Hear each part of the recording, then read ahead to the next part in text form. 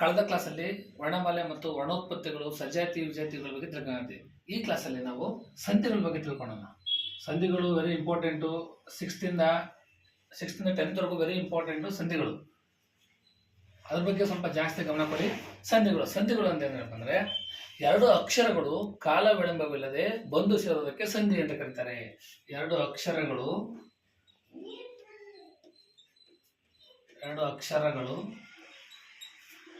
ಕಾಲ ವಿಳಂಬವಿಲ್ಲದೆ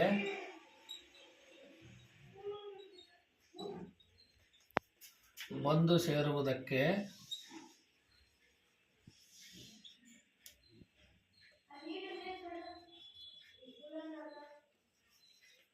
ಸಂಧಿ ಎನ್ನುವರು. ಹೇಳ್ತಾರೆ ಎರಡು ಅಕ್ಷರಗಳು ಕಾಲ ವಿಳಂಬವಿಲ್ಲದೆ ಬಂದು ಸೇರುವುದಕ್ಕೆ ಸಂಧಿ ಅಂತ ಕರೀತಾರೆ. ಅದಕ್ಕೊಂದು ಎಕ್ಸಾಂಪಲ್ ಅಂದ್ರೆ ಮನೆಯನ್ನು ಇದನ್ನು ಬಿಡಿಸಿ ಬರೆದಾಗ ಏನಾಗತ್ತಪ್ಪ ಅಂದ್ರೆ ಮನೆ ಪ್ಲಸ್ ಅನ್ನು ಆಗುತ್ತೆ. ಇದನ್ನ ನಾವು ಕಾಲ ವಿಳಂಬ ಅಂದ್ರೆ ಮನೆ ಪ್ಲಸ್ ಅನ್ನು ಬಿಡಿಸುವಾಗ ನಾವು ಸಮಯಾವಕಾಶವನ್ನ ತಗೊಳ್ಳೋದಿಲ್ಲ. ಸೊ ಅದಕ್ಕೆ ಇದನ್ನ ಎರಡು ಅಕ್ಷರಗಳು ಕಾಲ ವಿಳಂಬವಿಲ್ಲದೆ ಯಾವುದೇ ಸಮಯವನ್ನು ತಗೊಳ್ಳದೆ ಬಂದು ಸೇರೋದಕ್ಕೆ, ಇವೆರಡು ಬಂದು ಇಲ್ಲಿ ಸೇರೋದಕ್ಕೆ ಅಂತ ಕರಿತೀವಿ, ನಾವು ಸಂಧಿ ಅಂತ ಕರಿತೀವಿ. ಈ ಸಂಧಿಯಲ್ಲಿ ಎರಡು ವಿಧಗಳು. ಸಂಧಿಯಲ್ಲಿ ಎಷ್ಟು ವಿಧ? ಎರಡು ವಿಧ.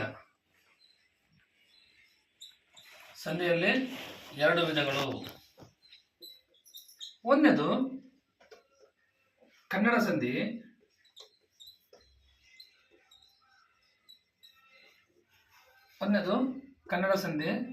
ಎರಡನೇದು ಸಂಸ್ಕೃತ ಸಂಧಿ.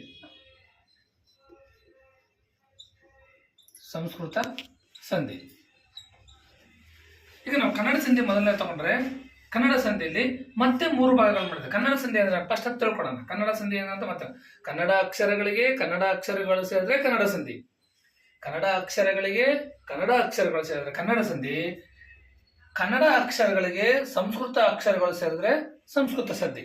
ನೆನಪಿಟ್ಕೊಳ್ಳಿ, ಕನ್ನಡ ಅಕ್ಷರಗಳು ಸೇರಿದ್ರೆ ಕನ್ನಡ ಸಂಧಿ, ಕನ್ನಡ ಅಕ್ಷರಗಳಿಗೆ ಸಂಸ್ಕೃತ ಅಕ್ಷರಗಳು ಸೇರಿದ್ರೆ ಸಂಸ್ಕೃತ ಸಂಧಿ. ಈ ಕನ್ನಡ ಸಂಧಿಲಿ ಮತ್ತೆ 3 ಭಾಗ ಮಾಡಿದ್ದಾರೆ, ಮತ್ತೆ 3 ವಿಧಗಳು ಮಾಡಿದ್ದಾರೆ. ಯಾವ್ದು? ಒಂದನೇದು ಲೋಪ ಸಂಧಿ, ಎರಡನೇದು ಆಗಮ ಸಂಧಿ,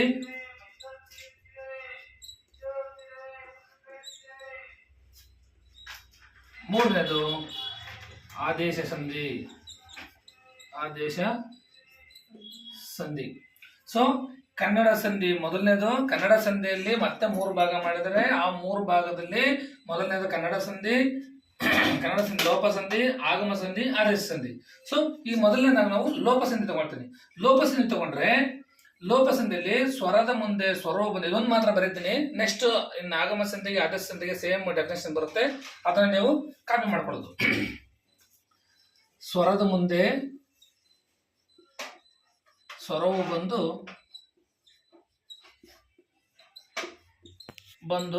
ಸಂಧಿಯಾಗುವಾಗ, ಸ್ವರದ ಮುಂದೆ ಸ್ವರವು ಬಂದು ಸಂಧಿಯಾಗುವಾಗ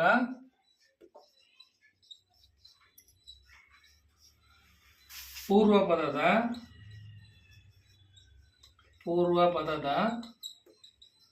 ಕೊನೆಯ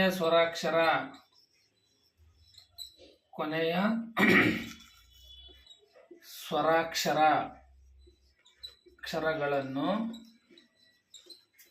ಲೋಪ ಸಂಧಿ ಎನ್ನುವರು. ಕನ್ನಡ ಕೊನೆಯ ಸ್ವರಾಕ್ಷರಗಳು ಲೋಪವಾಗುವುದಕ್ಕೆ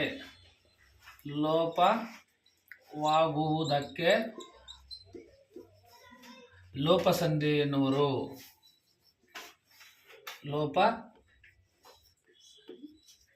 ಎನ್ನುವರು. ನೋಡಿ, ಲೋಪ ಸಂಧಿ ಅಂತ ಹೇಳಿದ್ರೆ ಸ್ವರದ ಮುಂದೆ ಸ್ವರವು ಬಂದು ಸಂಧಿಯಾಗುವಾಗ ಪೂರ್ವ ಪದದ ಕೊನೆಯ ಸ್ವರಾಕ್ಷರಗಳು ಲೋಪವಾಗುವುದಕ್ಕೆ ಲೋಪ ಸಂಧಿ ಅಂತ ಕರೀತಾರೆ. ಇದು ಡೆಫಿನೇಷನ್ ವೆರಿ ಇಂಪಾರ್ಟೆಂಟ್ ಆಗಿರ್ತಕ್ಕಂಥದ್ದು. ಮುಖ್ಯವಾಗಿ ನೀವು ಅದನ್ನ ಬಯಾಟ್ ಮಾಡ್ತಿರೋ ಅಥವಾ ಅರ್ಥ ಮಾಡ್ಕೊಂಡ್ರೆ ಇನ್ನೂ ಒಳ್ಳೇದು. ಬಯಾಟ್ ಮಾಡಕ್ ಹೋಗ್ಬೇಡಿ. ಒಂದು ಎಕ್ಸಾಂಪಲ್ ಕೊಡ್ತೀನಿ. ಈಗ ನಿಮ್ಗೆ ಅರ್ಥ ಆಗೋ ಥರ ಮಾತಿಲ್ಲ ಅನ್ನೋದು ಒಂದು ಉದಾಹರಣೆ. ಮಾತಿಲ್ಲ ಅಂತ ಕೊಟ್ಟಿದ್ದೀನಿ. ಮಾತು ಪ್ಲಸ್ ಇಲ್ಲ ಅಂತ ಬಿಡಿಸ್ಬೇಕನ್ನ ಫಸ್ಟ್ ಬಿಡಿಸಿ ಬರೋದನ್ನ ಕಲ್ತ್ಕೋಬೇಕು. ಮಾತು ಪ್ಲಸ್ ಇಲ್ಲ. ಸೊ ಮಾತು ಪ್ಲಸ್ ಇಲ್ಲ ಅನ್ನೋದನ್ನ ಬಿಡಿಸಿ ಬರೆದಾಗ ಮಾತು ಇದನ್ನ ನಾವು ಪೂರ್ವ ಪದ ಅಂತ ಕರಿತೀವಿ, ಇದನ್ನ ಉತ್ತರ ಪದ ಅಂತ ಕರಿತೀವಿ. ಸೊ ಪೂರ್ವ ಪದದಲ್ಲಿ ಮಾತು ತಾಗೆ ಹೂ ಅಕ್ಷರ ಸ್ವರಾಕ್ಷರ ಬಂದಿದೆ, ಹೀಗೆ ಈನೆ ಬಂದಿದೆ. ಸೊ ಇವು ಸ್ವರಾಕ್ಷರಗಳಲ್ಲಿ ಆಟು ಅವು ಬರ್ತಕ್ಕಂಥ ಅಕ್ಷರಗಳು ಸ್ವರಾಕ್ಷರಗಳು. ಇದರಲ್ಲಿ ಇದನ್ನ ಪೂರ್ವ ಪದ ಅಂತ ಕರಿತೀವಿ, ಇದನ್ನ ಉತ್ತರ ಪದ ಅಂತ ಕರಿತೀವಿ. ಇಲ್ಲಿ ನಮಗೆ ಸ್ವರಾಕ್ಷರಗಳು ಯಾವ್ದು ಬಂದಿದೆ? ಮಾತು ಅನ್ನೋದ್ರಲ್ಲಿ ಹೂ ಬಂದಿದೆ, ಇದರಲ್ಲಿ ಈ ಬಂದಿದೆ. ಇದರಲ್ಲಿ ಏನು ಲೋಪ ಆಗಿದೆ ನೋಡಿ. ಸ್ವರದ ಮುಂದೆ ಸ್ವರವು ಬಂದು ಸಂಧಿ ಆಗುವಾಗ, ಎರಡು ಸೇರ್ಕೊಳ್ಳುವಾಗ, ಸ್ವರದ ಮುಂದೆ ಸ್ವರವು ಬಂದು ಸಂಧಿ ಆಗುವಾಗ ಪೂರ್ವ ಪದದ ಕೊನೆಯ ಸ್ವರಾಕ್ಷರ ಈ ಹೂ ಲೋಪ ಆಗೋದಕ್ಕೆ ನೋಡು. ಸ್ವರದ ಮುಂದೆ ಸ್ವರವು ಬಂದು ಸಂಧಿ ಆಗುವಾಗ ಪೂರ್ವ ಪದದ ಕೊನೆಯ ಸ್ವರಾಕ್ಷರ ಲೋಪ ಆಗೋದಕ್ಕೆ ನಾವು ಎಂತ ಕರಿತೀವಿ? ಲೋಪ ಸಂಧಿ ಅಂತ ಕರಿತೀವಿ. ಲೋಪ ಆಗೋದಂದ್ರೆ ಅಳಿಸೋಗೋದು, ಬಿಟ್ಟು ಹೋಗೋದು, ನಾಶ ಆಗೋದು. ನೋಡಿ, ನಾವು ಉಚ್ಚಾರಣೆ ಮಾಡಿದಾಗ ಇಲ್ಲಿ ಹೂ ಅನ್ನೋ ಅಕ್ಷರ ಇಲ್ಲ. ಸೊ ಆದ ಕಾರಣ ಏನದು ಲೋಪ ಸಂಧಿ ಅಂತ ಕರಿತೀವಿ ನಾವು. ಅರ್ಥ ಆಯ್ತಲ್ಲ? ಸೊ ನೆಕ್ಸ್ಟ್ ಎರಡನೇದಾಗಿ ನಂದು ಇದು ಆಗಮ ಸಂಧಿ. ಎರಡನೇದಾಗಿ ಆಗಮ ಸಂಧಿ ಹೋಗೋಣ. ಎರಡನೇದು ಯಾವ್ದಪ್ಪ ಅಂದ್ರೆ ಆಗಮ ಸಂಧಿ. ಆಗಮ ಸಂಧಿಯಲ್ಲಿ ಮೊದಲನೇದು ಲೋಪ ಸಂಧಿ ಆಯ್ತು. ಈಗ ಆಗಮ ಸಂಧಿ. ಆಗಮ ಸಂಧಿ ಅಂದ್ರೆ ಆವಾಗಲೇ ಹೇಳಿದ್ದೀನಿ ನಾನು, ಸ್ವರದ ಮುಂದೆ ಸ್ವರವು ಬಂದು ಸಂಧಿ ಆಗುವಾಗ ಇದರಲ್ಲಿ ಹೊಸದಾಗಿ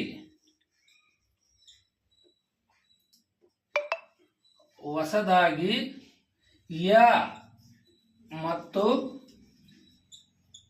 ವ ಅಕ್ಷರಗಳು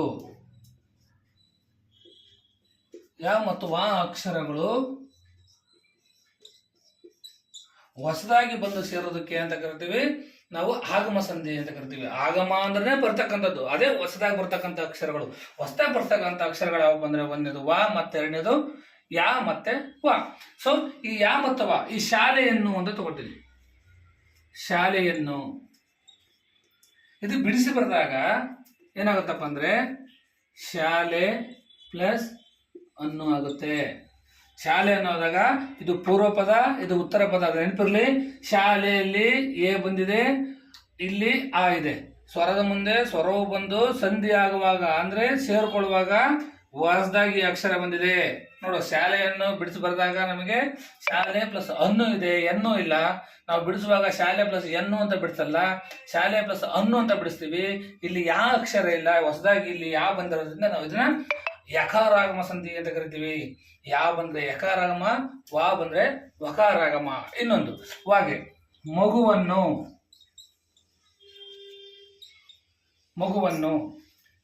ಏನಂತ ಬರಿತೀವಿ? ಈಗ ಮಗು ಪ್ಲಸ್ ಅನ್ನು ಅಂತ ಕರಿತೀವಿ. ಎಂತ ಕರಿತೀವಿ? ಮಗು ಪ್ಲಸ್ ಅನ್ನು ಅಂತ ಕರಿತೀವಿ. ಇಲ್ಲೂ ಸಹ ಇಲ್ಲಿ ಹೂ ಬಂದಿದೆ, ಇಲ್ಲಿ ಆ ಬಂದಿದೆ, ಪೂರ್ವ ಪದ ಉತ್ತರ ಪದ ಇವೆರಡೂ ಸೇರಿದಾಗ ಹೊಸದಾಗಿ ವಾ ಅಕ್ಷರ ಬಂದಿದೆ. ಹೊಸದಾಗಿ ವಾ ಅಕ್ಷರ ಬಂದಿರೋದ್ರಿಂದ ವಕಾರಾಗಮ ಸಂಧಿ ಅಂತ ಕರಿತೀವಿ. ಯಾ ಬಂದ್ರೆ ಇದನ್ನ ಯಕಾರಾಗಮ ಅಂತ ಸಂಧಿ ಅಂತ ಕರಿತೀವಿ. ಈಗ ನಿಮ್ಗೆ ಅರ್ಥ ಆಗಿದೆ ಲೋಪ ಸಂಧಿ ಮತ್ತೆ ಆಗಮ ಸಂಧಿ ಎರಡೂ ಅರ್ಥ ಆಗಿದೆ ಅನ್ಕೊಂತೀನಿ. ಲೋಪ ಸಂಧಿಯಲ್ಲಿ ಲೋಪ ಆಗುತ್ತೆ, ಆಗಮ ಸಂಧಿಯಲ್ಲಿ ಯಾ ಮತ್ತೆ ವಾ ಅಕ್ಷರಗಳು ಎರಡು ಅಕ್ಷರಗಳು ಹೊಸದಾಗಿ ಬಂದು ಸೇರೋದನ್ನ ನಾವು ಆಗಮ ಸಂಧಿ ಅಂತ ಕರಿತೀವಿ. ಮೂರನೇದಾಗಿ ಆದೇಶ ಸಂಧಿ.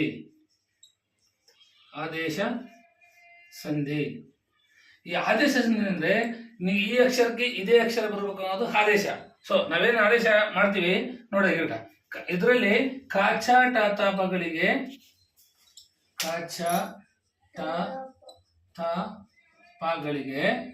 ಗ ಜ ಡ ದ ಬಾಗಳು. ನೋಡಿ, ಕಾಚಾಟಾತಾಪಗಳಿಗೆ ಗಾಜಾಟಾತಾಪಗಳು ಆದೇಶವಾಗಿ ಬರ್ತಕ್ಕಂಥದ್ದು. ಅದು ಕಾಗೆ ಗಾ ಆಗಿರ್ಬೋದು, ಗಾಗೆ ಕಾ ಆಗಿರ್ಬೋದು, ಇದು ಉಲ್ಟಾ ಪಲ್ಟನೂ ಆಗಿರ್ಬೋದು. ಇವೆರಡೂ ಎಲ್ಲರ ಯಾವ ಬಂದ್ರು ಅದು ಆದೇಶ ಸಂಧಿ ಆಗಿರುತ್ತೆ. ಕಾಗೆ ಗಾನೇ ಬರಬೇಕು, ಗಾಗೆ ಕಾನೇ ಬರಬೇಕು. ಇದನ್ನ ನಾವು ಆದೇಶ ಸಂಧಿ ಅಂತ ಕರಿತೀವಿ. ಸೊ ನಾನೊಂದು ಎಕ್ಸಾಂಪಲ್ ತಗೋತೀನಿ. ಈಗ ಏನ್ ಎಕ್ಸಾಂಪಲ್ ತಗೊಂಡು ಹಳೆಗನ್ನಡ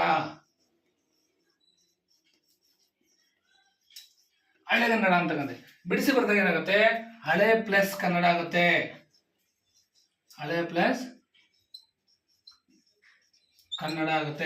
ಹಳೆ ಪ್ಲಸ್ ಕನ್ನಡ ಹಳೆಗನ್ನಡ. ನೋಡಿ ಹೊಸದಾಗ ಬಂದಿದೆ ಅಕ್ಷರಗಳು ನೋಡಿ, ಕಾಗೆ ಗಾನೆ ಬಂದಿದೆ, ಕಾಗೆ ಗಾನೆ ಬಂದಿದೆ. ಅಕಸ್ಮಾತ್ ಇಲ್ಲಿ ಹಳೆ ಕನ್ನಡ ಅಂತ ಬಂದ್ರೆ ಇಲ್ಲಿ ಹಳೆ ಪ್ಲಸ್ ಗನ್ನಡ ಆಗುತ್ತೆ.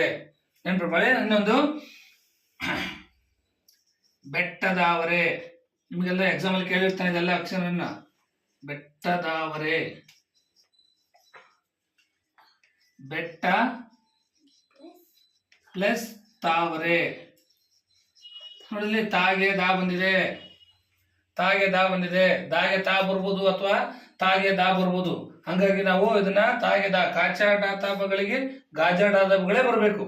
ಅದಾದ ನೆಕ್ಸ್ಟ್ ಇನ್ನೊಂದು ಲಾಸ್ಟ್ ಕಂಬನಿ. ಇದನ್ನ ಸುಮಾರು ಸರಿ ಎಕ್ಸಾಮ್ ಅಲ್ಲಿ ಕೇಳಿದ್ದಾರೆ, ಕಂಬನಿ ಅಂತಕ್ಕಂಥ. ಕಣ್ ಪ್ಲಸ್ ಪನಿ. ನೋಡು ಪಾಗೆ ಬಾ, ಪಾಗೆ ಬಾ ಬಂದಿದೆ. ಸೊ ಹಂಗಾಗಿ ಈ ಕಾಗೆ ಗಾ ಬರಬೇಕು, ದಾಗೆ ತಾ ಬರಬೇಕು, ಬಾಗೆ ಪಾ ಬರಬೇಕು. ಇವ ಅಕ್ಷರಗಳಿಗೆ ಈ ಅಕ್ಷರಗಳು ಇದು ಈ ಕಡೆ ಬರ್ಬೋದು, ಈ ಕಡೆ ಬರ್ಬೋದು, ಅಷ್ಟು ಬಿಟ್ರೆ ಕಾಗೆ ಗಾನೆ ಬರಬೇಕು. ಇಂಥ ಅಕ್ಷರಗಳನ್ನ ನಾವೆಂತ ಕರಿತೀವಿ? ಹರಿಸ ಸಂಧಿ ಅಂತ ಕರಿತೀವಿ. ನೆಕ್ಸ್ಟ್ ನಾವು ಎಲ್ಲಿ ಹೋಗೋಣ? ಸಂಸ್ಕೃತ ಸ್ವರ ಸಂಧಿ ಹೋಗೋಣ. ಸಂಸ್ಕೃತ ಸಂಧಿಗಳಿಗೆ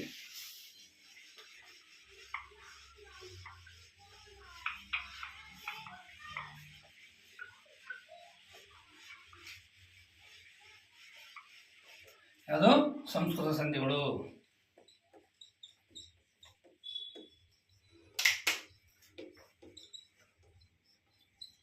ಸಂಸ್ಕೃತದಲ್ಲಿ ಸಂಸ್ಕೃತ ಸಂಧಿಗಳಲ್ಲಿ ಮತ್ತೆ ಎರಡು ವಿಧ. ಯಾವ್ದಾದಪ್ಪ ಅಂದ್ರೆ, ಒಂದನೇದು ಎರಡು ವಿಧ.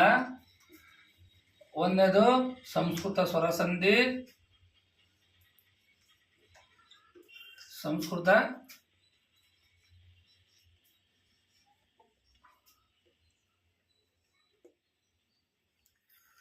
ಸಂಸ್ಕೃತ ಸ್ವರ ಸಂಧಿ,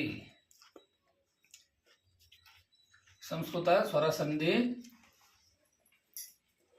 ಎರಡನೇದು ಸಂಸ್ಕೃತ ವ್ಯಂಜನ ಸಂಧಿ, ಸಂಸ್ಕೃತ ವ್ಯಂಜನ ಸಂಧಿ, ವ್ಯಂಜನ ಸಂಧಿ. ಓಕೆ, ನೋಡಿ ಸಂಸ್ಕೃತ ಸಂಧಿಗಳಲ್ಲಿ ಎರಡು ವಿಧಗಳನ್ನು ಮಾಡಿದ್ದಾರೆ.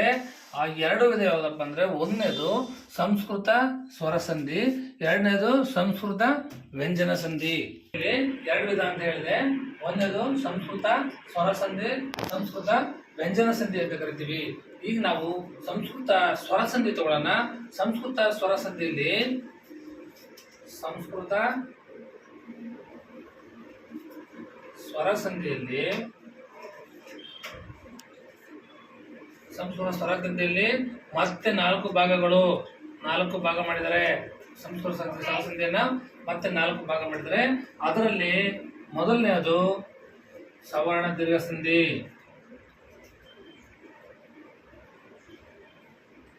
ಸವರ್ಣ ದೀರ್ಘ ಸಂಧಿ. ಮೊದಲನೇದು ಯಾವುದು? ಸವರ್ಣ ದೀರ್ಘ ಸಂಧಿ. ನೀವು ಅರ್ಥ ಮಾಡ್ಕೊಳ್ಳಿ ಮಕ್ಕಳೇ. ಸವರ್ಣ ಅಂದ್ರೆ ಜೋಡಿ ಅಂತ, ಎರಡು ಅಂತ. ಸವರ್ಣ ಅಂದ್ರೇನು? ಜೋಡಿ ಅಂತ. ಸವರ್ಣ ದೀರ್ಘ ಸಂಧಿ, ಸವರ್ಣ ದೀರ್ಘ ಸಂಧಿ. ಈ ಸವರ್ಣ ಅಂತ ಏನಪ್ಪ ಅಂದ್ರೆ ಸಂಸ್ಕೃತ ಸ್ವರ ಸಂಧಿ. ಸಂಸ್ಕೃತ ಸಂಧಿ ಅಂದ್ರೆ ಏನಂತ ಹೇಳಿದ್ರೆ ನಾನು, ಕನ್ನಡ ಅಕ್ಷರಗಳಿಗೆ ಸಂಸ್ಕೃತ ಅಕ್ಷರಗಳು ಸೇರಿದ್ರೆ ಸಂಸ್ಕೃತ ಸಂಧಿ, ಕನ್ನಡ ಅಕ್ಷರಗಳಿಗೆ ಕನ್ನಡ ಅಕ್ಷರ ಸೇರಿದ್ರೆ ಕನ್ನಡ ಸಂಧಿ. ಇದು ನಿಮಗೆ ನೆನಪಲ್ಲಿರಲಿ. ಈ ಸಂಸ್ಕೃತ ಸ್ವರ ಸಂಧಿ, ಸಂಸ್ಕೃತ ಸ್ವರ ಸಂಧಿ ಅಂದ್ರೆ ಸಂಸ್ಕೃತ ಅಕ್ಷರಗಳಿಗೆ ಸ್ವರಾಕ್ಷರ ಆದೇಶವಾಗಿ ಬರ್ತಕ್ಕಂಥದ್ದನ್ನ ಸಂಸ್ಕೃತ ಸ್ವರ ಸಂಧಿ ಅಂತ ಕರಿತೀವಿ. ಮೊದಲನೇದಾಗಿ ಸವರ್ಣ ದೀರ್ಘ ಸಂಧಿ ಅಂತ ತಿಳ್ಕೊತೀವಿ. ಸವರ್ಣ ದೀರ್ಘ ಸಂಧಿ ಅಂದ್ರೆ, ಸವರ್ಣ ಅಂದ್ರೆ ಜೋಡಿ ಅಕ್ಷರಗಳು ಅಂತ ಅರ್ಥ ಮಾಡ್ಕೋಬೇಕು. ಸವರ್ಣ ಅಂದ್ರೆ ಜೋಡಿ ಅಕ್ಷರಗಳು. ಸವರ್ಣ ದೀರ್ಘ ಸಂಧಿ ಅಂದ್ರೆ ಜೋಡಿ ಅಕ್ಷರಗಳು. ಈಗ ಹಾಗೆ ಆ ಪ್ಲಸ್ ಆ ಈಸ್ ಈಕ್ವಲ್ ಟು ಆ, ಇ ಪ್ಲಸ್ ಇ ಈ, ಉ ಪ್ಲಸ್ ಉ ಈಸ್ ಈಕ್ವಲ್ ಟು ಉ, ಮತ್ತೆ ರು. ಇಷ್ಟು ಅಕ್ಷರಗಳು ನೋಡಿ. ನಾನು ಶಾರ್ಟ್ ಫಾರ್ಮ್ ಬರೆದಿನಿ. ಸವರ್ಣ ಸ್ವರಗಳು ಅಂದ್ರೆ ಜೋಡಿ ಸ್ವರಗಳು ಅಂದ್ರೆ ಇವೆಲ್ಲ ಜೋಡಿ ಸ್ವರಗಳು. ಅದು ಆಗೆ ಈ ಬರ್ಬೋದು, ಈ ಆಗೆ ಹೂ ಬರ್ಬೋದು, ಅಥವಾ ಆಗೆ ಒಟ್ಟಲ್ಲಿ ದೀರ್ಘಾಕ್ಷರ ಬರಬೇಕು. ದೀರ್ಘಾಕ್ಷರ ಬರಬೇಕು ಅಂತಂದ್ರೆ ಏನ್ ಹೇಳ್ಬೇಕಲ್ಲಿ, ಸವರ್ಣ ಸ್ವರಗಳು ಅ ಈ ಒಂದರ ಮುಂದೊಂದು ಬಂದಾಗ ಅ ಈ ಉ ಇವು ಮೂರು ಒಂದರ ಮುಂದೊಂದು ಬಂದಾಗ ಯಾವ್ದಾದ್ರು ಬರಲಿ ಆ ಸ್ವರದಲ್ಲಿ ನಮಗೆ ಎರಡನೇ ದೀರ್ಘಾಕ್ಷರ ಬರಬೇಕು. ನಾವು ಬಿಡಿಸಿ ಬರೆದಾಗ ಎರಡನೇ ದೀರ್ಘಾಕ್ಷರ ಆದೇಶವಾಗಿ ಬಂದ್ರೆ ನಾವೇನಂತ ಕರಿತೀವಿ, ಸವರ್ಣ ದೀರ್ಘ ಸಂಧಿ ಅಂತ ಕರಿತೀವಿ. ಇನ್ನೊಂದೊಂದು ಎಕ್ಸಾಂಪಲ್ ಕೊಟ್ಟು ಮಾತಾಡ್ತೀನಿ ಈಗ. ದೇವಾಲಯ. ದೇವಾಲಯ ಈಗ ನೋಡಿ, ಇದರಲ್ಲಿ ಒಂದರ ಮುಂದೊಂದು ಅಕ್ಷರ ಹೆಂಗ್ ಬರುತ್ತೆ, ದೀರ್ಘಾಕ್ಷರ ಯಾವ ತರ ಆದೇಶ ಬರುತ್ತೆ ಅಂತ ನಾನು ತಿಳಿಸ್ಕೊಡ್ತೀನಿ. ಸೊ ದೇವ ಪ್ಲಸ್ ಆಲಯ, ಅಲ್ಲಿಗೆ ದೇವಾಲಯ ಕೂಡಿಸಿ ಬರೆದಾಗ ಏನಾಗುತ್ತೆ, ದೇವಾಲಯ ಆಗುತ್ತೆ. ದೇವ ಪ್ಲಸ್ ಆಲಯ, ಹಾಗೆ ಆ ಬಂದಿದೆ. ಇವೆರಡು ಆ ಮುಂದೆ ಆ ದೀರ್ಘಾಕ್ಷರ ಬರ್ಬೇಕಲ್ಲ, ದೇವಾಲಯ. ದೇವಾಲಯ ಮಕ್ಕಳೇ ನೋಡ್ಕೊಳ್ಳಿ, ದೇವಾಲಯ ನಾವು ಬಿಡಿಸಿ ಬರೆದಾಗ ದೇವ ಪ್ಲಸ್ ಆಲಯ ಅಂತ ಬಂದಿದೆ. ಎರಡು ಕೂಡಿಸಿ ಬರೆದಾಗ ಸವರ್ಣ ಸ್ವರಗಳು ಅದ್ರ ಮುಂದೆ ದೀರ್ಘಾಕ್ಷರ ಆದೇಶವಾಗಿ ಬಂದ್ರೆ ಮಾತ್ರ ಸವರ್ಣ ದೀರ್ಘ ಸಂಧಿ ಆಗುತ್ತೆ. ದೀರ್ಘಾಕ್ಷರ ಯಾವ್ದು ಬಂದಿದೆ ಅಲ್ಲಿ, ಆ ಅನ್ನತಕ್ಕಂಥದ್ದು, ಆ ಅಂತಕ್ಕಂಥದ್ದು ದೀರ್ಘವಾಗಿ ಬಂದಿದೆ. ಹಂಗಾಗಿ ಅದನ್ನ ನಾವೆಂತ ಕರಿತೀವಿ, ಸವರ್ಣ ದೀರ್ಘ ಸಂಧಿ ಅಂತ ಕರಿತೀವಿ. ಇನ್ನೊಂದು ಮಹಾತ್ಮ.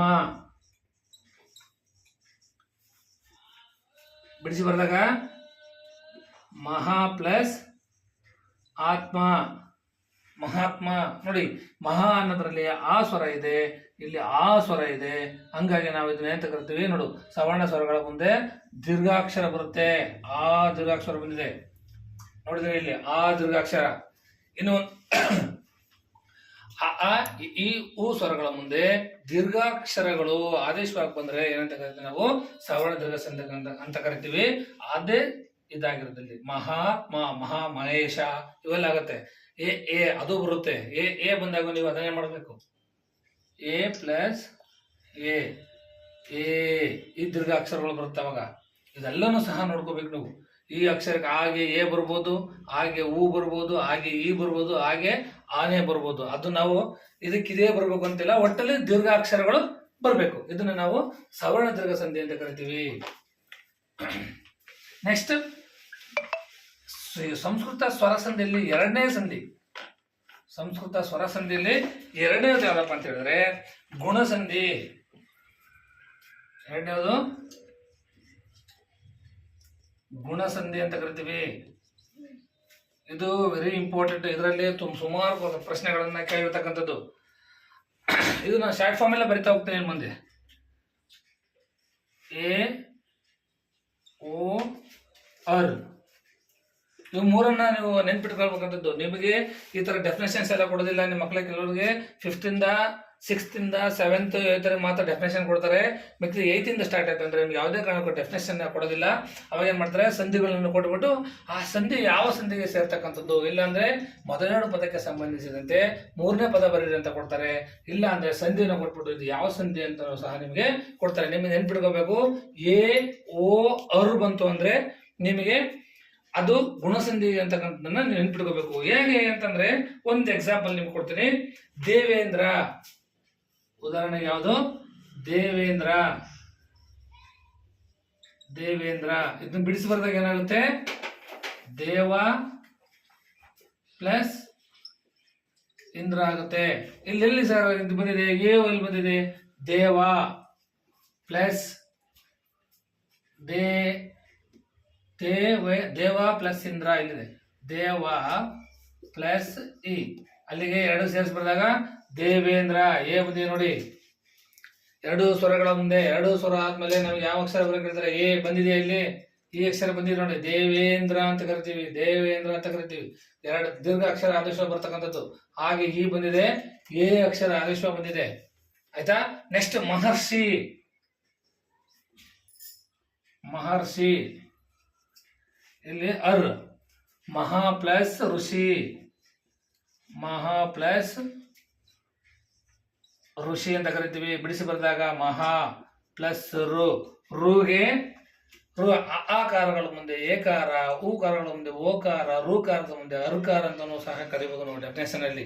ಅದಕ್ಕೆ ಹೇಳ್ತಾರೆ ಈಗ ಆಕಾರದ ಮುಂದೆ ಋಕಾರ ಬಂದಿದೆ, ಇಲ್ಲಿ ಅರ್ಕಾರ ಬಂದಿದೆ ನೋಡಿ. ಸೊ ಹಂಗಾಗಿ ಮಹರ್ಷಿ ಅರ್ಕಾರ ನಾವು ಎಂತ ಕರಿತೀವಿ, ಇದನ್ನ ಎಂತ ಕರಿತೀವಿ, ಗುಣಸಂಧಿ ಅಂತ ಕರಿತೀವಿ. ಇನ್ನೊಂದು ಚಂದ್ರೋದಯ. ಇದನ್ನ ಬಿಡಿಸಿ ಬರೆದಾಗ ಚಂದ್ರ ಪ್ಲಸ್ ಉದಯ,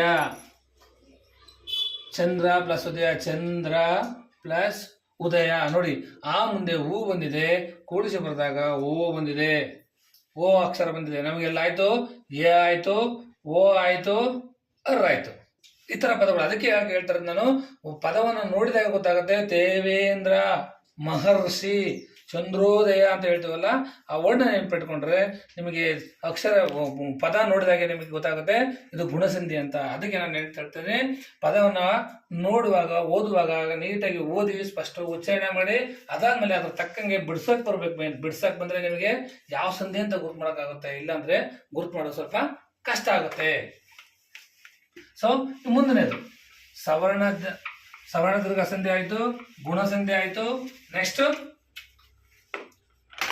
ವೃದ್ಧಿ ಸಂಧಿ. ನೆಕ್ಸ್ಟ್ ಯಾವ ಸಂಧಿ? ವೃದ್ಧಿ ಸಂಧಿ. ಮೂರನೇದು ವೃದ್ಧಿ ಸಂಧಿ. ನೆನ್ಪಿಟ್ಕೊಳ್ಳಿ, ಮೂರನೇದು ವೃದ್ಧಿ ಸಂಧಿ. ಯಾವ್ದ್ರಲ್ಲಿ? ಸಂಸ್ಕೃತ ವ್ಯಂಜನ ಸಂಧಿಯಲ್ಲಿ ಮೂರನೇದು ವೃದ್ಧಿ ಸಂಧಿ ಆಗಿದೆ. ಇದನ್ನು ನೆನ್ಪಿಟ್ಕೊಳ್ಳೋದು ತುಂಬಾ ಈಸಿ. ಐ ಮತ್ತೆ ಅವು ಅಕ್ಷರಗಳನ್ನ ನೆನ್ಪಿಟ್ಕೊಂಡ್ಬಿಟ್ಟಿದ್ರಲ್ಲಿ. ಐ ಮತ್ತೆ ಅವು ಅಕ್ಷರಗಳನ್ನ ನೆನ್ಪಿಟ್ಕೊಂಡ್ರೆ ನಿಮಗೆ ಈಸಿಯಾಗಿ ಗೊತ್ತಾಗುತ್ತೆ. ಇದು ವೃದ್ಧಿ ಸಂಧಿ ಅಂತ ಹೇಳಿ ಗುರುತಿಸಬಹುದು. ಇದಕ್ಕೆ ಡೆಫಿನೇಷನ್ ಏನಪ್ಪ ಅಂದ್ರೆ, ಆ ಕಾರಗಳಿಗೆ ಎ ಐಕಾರಗಳು ಪರವಾದಾಗ ಅವೆರಡರ ಸ್ಥಾನದಲ್ಲಿ ಐಕಾರವು, ಓ ಕಾರಗಳಿಗೆ ಓ ಔಕಾರಗಳು ಪರವಾದಾಗ ಅವೆರಡರ ಸ್ಥಾನದಲ್ಲಿ ಔಕಾರವು ಆದೇಶವಾಗಿ ಬಂದರೆ ಅದನ್ನ ನಾವೇನಂತ ಕರಿತೀವಿ? ವೃದ್ಧಿ ಸಂಧಿ ಅಂತ ಕರಿತೀವಿ. ಎಕ್ಸಾಂಪಲ್ ಆ ಪ್ಲಸ್ ಆ ಇಸ್ ಈಕ್ವಲ್ ಟು ಐ, ಆ ಪ್ಲಸ್ ಔ ಇಸ್ ಈಕ್ವಲ್ ಟು ಔ. ನೋಡಿ ಇದ್ರ ತರನು ಬರ್ಕೋಬಹುದು ನಾವು. ಅವಶ್ಯಕತೆ ಇದ್ರೆ ಆ ತರ ಬರ್ಕೊಳ್ಳಿ. ಆ ಅಂತಾನು ಬರ್ಕೋಬಹುದು. ಆ ಪ್ಲಸ್ ಆ ಇಸ್ ಈಕ್ವಲ್ ಟು ಔ ಅಂತಾನು ಬರೀಬಹುದು. ಆ ಐ, ಆ ಪ್ಲಸ್ ಆ ಇಸ್ ಈಕ್ವಲ್ ಟು ಔ ಅಂತಾನು ಬರೀಬಹುದು. ನಾವು ಪದಗಳ ಮೇಲೆ ವಿಂಗಡಣೆ ಆಗುತ್ತೆ. ನೀವು ಇಂಪಾರ್ಟೆಂಟ್ ನೆನ್ಪಿಟ್ಕೊಬೇಕಾದ ವಿಷಯ ಅಂತಂದ್ರೆ ಐ ಮತ್ತೆ ಔ ಅಕ್ಷರಗಳು ಯಾವ ತರ ನಿಮಗೆ ಹೊಂದಾಣಿಕೆ ಯಾವ ತರ ಬರುತ್ತೆ ಅನ್ನೋದನ್ನ ನಾನು ಇವಾಗ ತಿಳಿಸ್ಕೊಡ್ತೀನಿ. ಒಂದು ಎಕ್ಸಾಂಪಲ್ ಕೊಟ್ಟರೆ ನಿಮ್ಗೆ ಅರ್ಥ ಆಯ್ತು. ಏಕೈಕ ಉದಾಹರಣೆ ಯಾವುದು? ಏಕೈಕ. ಇದನ್ನ ಬಿಡಿಸ್ಬಾರ್ದಾಗ ಏನಾಗುತ್ತೆ? ಏಕ ಪ್ಲಸ್ ಏಕ ಆಗುತ್ತೆ. ಏಕ ಪ್ಲಸ್ ಏಕ. ನೋಡಿ, ಏಕ ಪ್ಲಸ್ ಎ ಆದಾಗ ಕೂಡಿಸಿ ಬರೆದಾಗ ಐ ಬಂದಿದೆ. ಹೇಳಿದ ಅವಾಗಲೇ ಇವೆರಡೂ ಪದಗಳನ್ನ ನೆನ್ಪಿಟ್ಕೊಂಡ್ರೆ ನಮಗೆ ಸಂಧಿಗಳು ಯಾವುದು ಅಂತ ಗುರುತಿಸಕ್ಕೆ ಸರಿ ಹೋಗುತ್ತೆ. ಆ ಗುರುತಿಸಿದಾಗ ನಿಮಗೆ ಸಡನ್ ಆಗಿ ಕಂಡುಹಿಡಿದಂದ್ರೆ ಇನ್ನೊಂದು ಬರ್ತೀನಿ. ಅಷ್ಟೈಶ್ವರ್ಯ.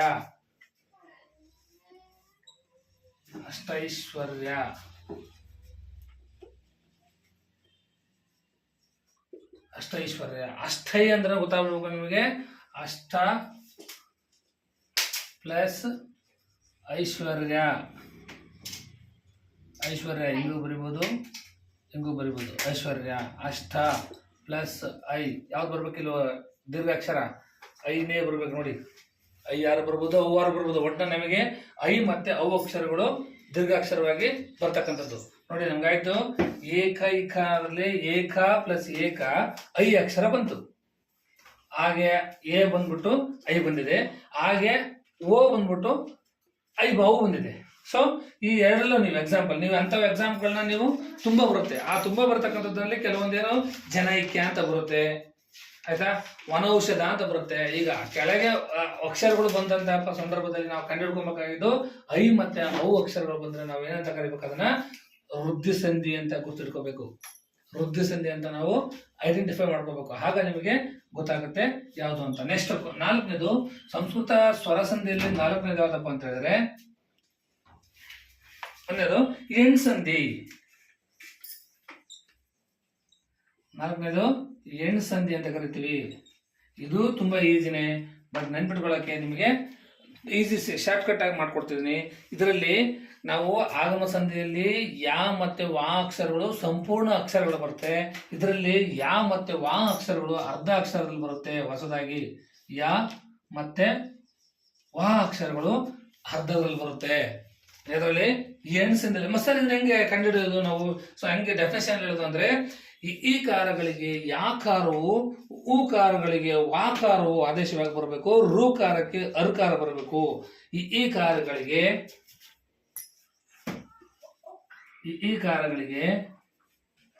ಯಾಕಾರವು,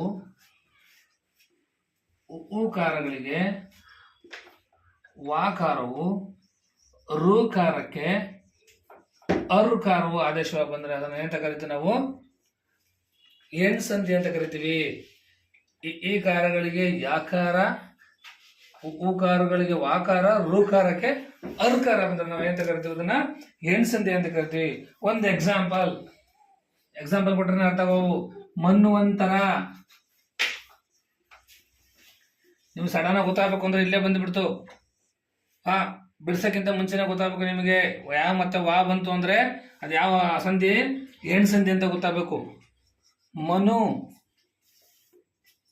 ಮನು ಪ್ಲಸ್ ಅಂತರ, ಮನ್ವಂತರ, ಮನು ಪ್ಲಸ್ ಯಾವ್ದು ಬಂದಿದೆ? ಅಲ್ಲಿ ವಾ ಅಕ್ಷರ ಬಂದಿದೆ, ಮನ್ವಂತರ, ಅಲ್ಲಿಗಾಯ್ತು. ನೆಕ್ಸ್ಟ್ ಇನ್ನೊಂದು ಎಕ್ಸಾಂಪಲ್, ಜಾತ್ಯತೀತ.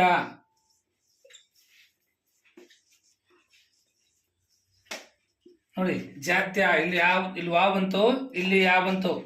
ಸೊ ನಿಮಗೆ ನೋಡಿದ ತಕ್ಷಣ ಗೊತ್ತಾಗಬೇಕು ಯಾವ ಸಂಧಿ ಅಂತ? ಎಣ್ ಸಂಧಿ ಅಂತ ಗೊತ್ತಾಗಬೇಕು. ಜಾತಿ ಪ್ಲಸ್ ಅತೀತ, ಜಾತ್ಯತೀತ, ಈ ಪ್ಲಸ್ ಯಾವ್ದು ಬಂದಿದೆ? ಅಲ್ಲಿ ಯಾ ಬಂದಿದೆ. ಈ ಅಕ್ಷರಗಳನ್ನ ಏನಂತ ಕರಿತೀವಿ ನಾವು? ಎಣ್ ಸಂಧಿಯಾಗಿ ಗುರುತಿಸ್ತೀವಿ, ಎಣ್ ಸಂಧಿಯಾಗಿ ಗುರುತು ಮಾಡ್ತೀವಿ. ಅದನ್ನ ನಾವಿಲ್ಲಿ ಮನಗಂಡ್ಕೋಬೇಕು. ಈಗ ಎಣ್ ಸಂಧಿ ಆಗಿದೆ ಅಂದ್ರೆ ಸಂಸ್ಕೃತ ಸ್ವರ ಸಂಧಿ ಬಗ್ಗೆ ಮಾಡಿದೀನಿ. ಸಂಸ್ಕೃತ ಸ್ವರ ಸಂಧಿ ಆದ್ಮೇಲೆ ನಾವು ಸಂಸ್ಕೃತ ವ್ಯಂಜನ ಸಂಧಿನ ಮುಂದಿನ ತರಗತಿಯಲ್ಲಿ ನಾವು ನೋಡ್ಕೊಳ್ಳೋಣ. ಇವಾಗ ಇಷ್ಟನ್ನು ಸಹ ನೀವು ಮನೇಲಿ ಅಭ್ಯಾಸ ಮಾಡಿ. ಯಾವ್ದಾದ್ರು ಸಂಧಿಗಳು ಸಿಕ್ಕರೆ, ಯಾವ್ದಾದ್ರು ಬುಕ್ಸ್ ಅಲ್ಲಿ ಸಂಧಿಗಳು ಸಿಕ್ಕರೆ ಆ ಸಂಧಿಗಳನ್ನ ಬಿಡಿಸಿ ಅಭ್ಯಾಸ ಮಾಡಿ. ಅಭ್ಯಾಸ ಮಾಡಿದ್ಮೇಲೆ ಏನಾದ್ರು ಡೌಟ್ ಇದ್ರೆ ನನಗೆ ಕಮೆಂಟ್ ಅಲ್ಲಿ ತಿಳಿಸಿ. ನಾನು ಅದಕ್ಕೆ ನಿಮಗೆ ಸಂಧಿಯನ್ನು ಬಿಡಿಸ್ಬಿಟ್ಟು ನಿಮಗೆ ಎಲ್ಲ ಆನ್ಸರ್, ನಿಮ್ಮ ಡೌಟ್ ಅನ್ನು ನಾನು ಕ್ಲಿಯರ್ ಮಾಡ್ತೀನಿ. ಓಕೆನಾ?